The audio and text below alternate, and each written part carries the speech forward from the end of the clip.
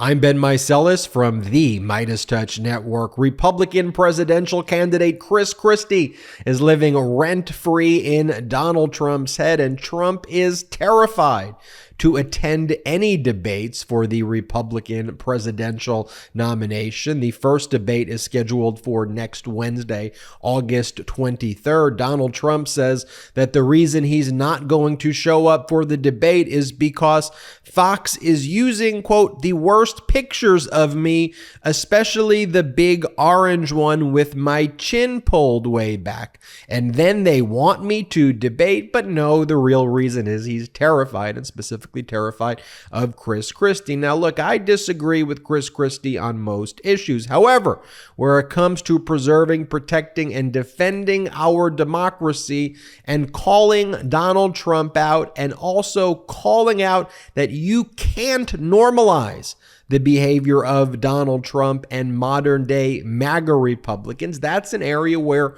there is agreement with Chris Christie. And that's why I want to show you these clips, and I want to show you Chris Christie getting under Donald Trump's skin. So without further ado, this is Chris Christie on Morning Joe saying to Donald Trump, if you believe that you're so tough, if you believe you're a strong man, show up, debate. Play the clip.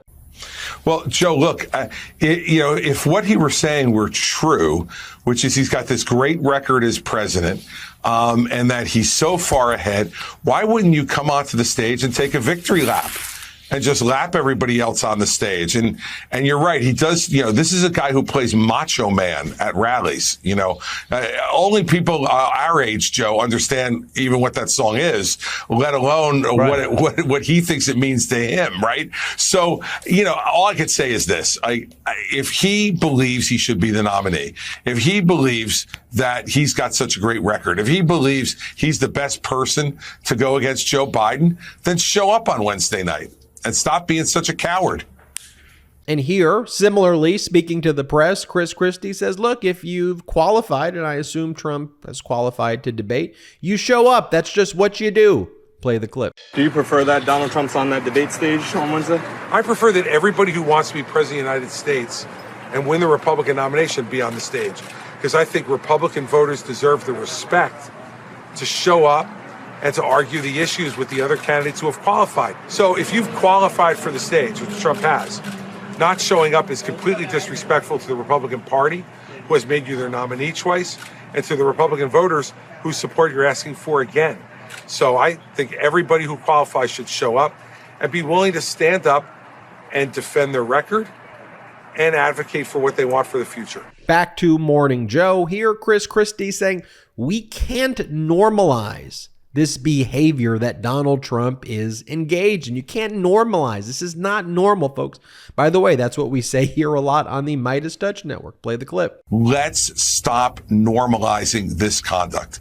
This is not normal. And whether you believe that these prosecutions are fair or unfair, strip that away for a second.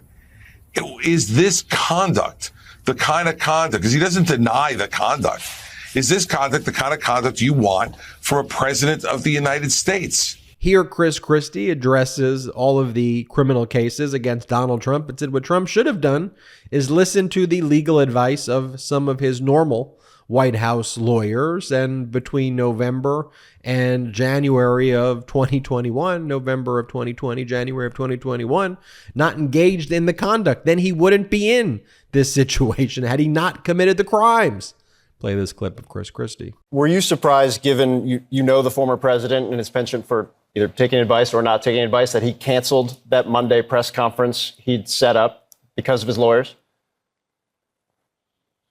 No, I'm not surprised by it, because what he now knows is he's facing jail time. And he can't make his situation much worse and expect those lawyers to be able to do anything to help him. What he should have done, Phil, is listen to his lawyers back in the White House between November of 2020 and January 20th of 2021, when they told him, if you continue with this election interference activity, you are going to spend the rest of your life dealing with the criminal justice system. Bill Barr said that yesterday, that's what he was told, not only by Bill Barr, his attorney general, and other members of the Justice Department, but he was told that by his White House counsel as well, Pat Cipollone. He should have listened to those lawyers, and maybe he wouldn't be under indictment in 4 jurisdictions today, and he wouldn't be putting the country through this. He's not doing this for us. He is doing this because he can't help himself.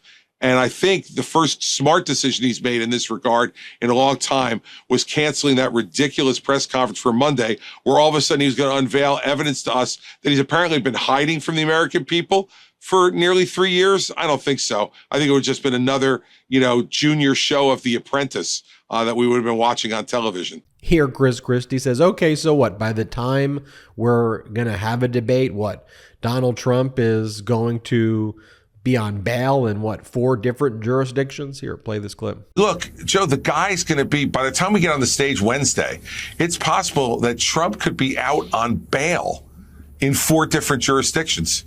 New York, Florida, Washington, D.C., and Atlanta.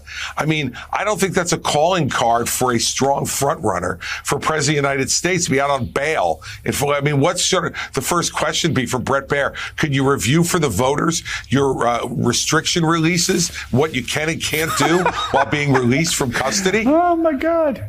I mean, and yet we got DeSantis focusing on Vivek and saying he wants to defend that. I don't want to defend that, Joe. I want to be on that stage to say to the voters in the Republican Party, let's stop normalizing this conduct. This is not normal. And whether you believe that these prosecutions are fair or unfair, strip that away for a second. Is this conduct the kind of conduct, because he doesn't deny the conduct, is this conduct the kind of conduct you want from a president of the United States? And I don't think it is. And also, Christie forcefully pushing back on the sycophantic Newsmax host like Eric Bolling, who's like babies Donald Trump. It's like, well, Donald Trump shouldn't be blamed for it. And you'll see in this clip, Chris Christie's like, what are you talking about? Like, Donald Trump's an adult. Stop treating him like he's a baby, Eric Bolling, and watch Eric Bolling just back down. Play this clip.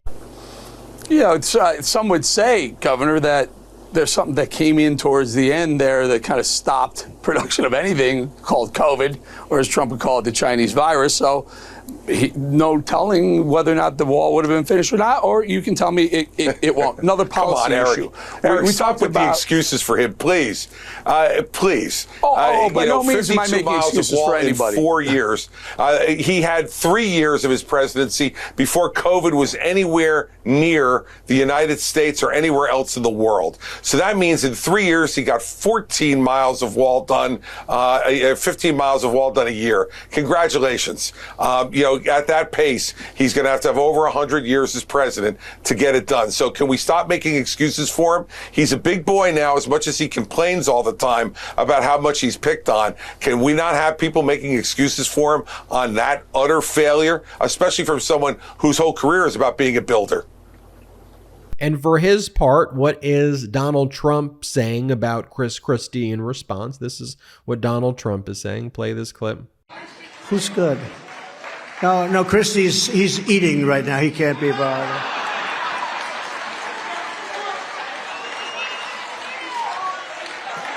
Sir, please do not call him a fat pig. That's very disrespectful. Don't call him. See, I'm trying to be nice. Don't call him a fat pig. You can't do it. You can't do that. So now, because you're not allowed to do that, and therefore we're not going to do it, okay? We want to be very civil, right? So, the latest. And look, I'll play this other clip of Chris Christie where Chris Christie's like, he is a baby. This is like dealing with a little whiny baby. Play the clip. Video on social media. There it is. It's you. I guess he's making fun of your weight. That's his. We're going to be small. That's his response. What did you make of that? What was your response to that? When I saw Jake, I just renewed in my own mind what a child he is. He's a baby. Whenever you want to criticize him in any way, that's the way he responds. And you and I are both lucky enough to be parents. And if we had a child who conducted themselves like that, we'd send them to their room, not to the White House. Yeah. And I think character is destiny for this country. And we've got to make a decision about what the character of the person should be who sits behind the desk in the Oval Office. And if they're going to do that kind of stuff, I mean, it doesn't even, it's so childish. It's so juvenile. He is such a spoiled baby that, you know, beyond that, what can you even say about something like that that's that ridiculous? You know, if we want to break news here today, I've struggled with my weight for about 20 years, like tens of millions of Americans. The devil, you say. Right, exactly. So he's breaking news there. He's telling people something they don't know. In the end, for me, it's about how you perform as a person. Yeah. What kind of heart you have. And I'll put mine up against his any day in the week. And look, the reason I want to show you the Chris Christie clip, although I disagree with Chris Christie on a lot of issues, but Chris Christie is a Republican. He's running for the presidential nomination as a Republican. And what he is saying in these videos, as it relates to attacking Donald Trump, is something I agree with. It's something that I think we should share because it's speaking common sense. Now, Chris Christie aiding and abetting the rise of Donald Trump and MAGA, in my own view, that's fairly unforgivable. But right now, at this moment where our democracy hangs in the balance, it is important, I think, to amplify and show and share what Chris Christie is doing, how he's doing it, and how it is just completely terrifying Donald Trump. I'm Ben Meiselas from the MeidasTouch Network. Go to MeidasTouch.com, the new home for all things MeidasTouch. Check it out. Also, wherever you get audio podcasts, search MeidasTouch Podcast and subscribe. Hey Meidas Mighty, love this report? Continue the conversation by following us on Instagram @MeidasTouch to keep up with the most important news of the day. What are you waiting for? Follow us now.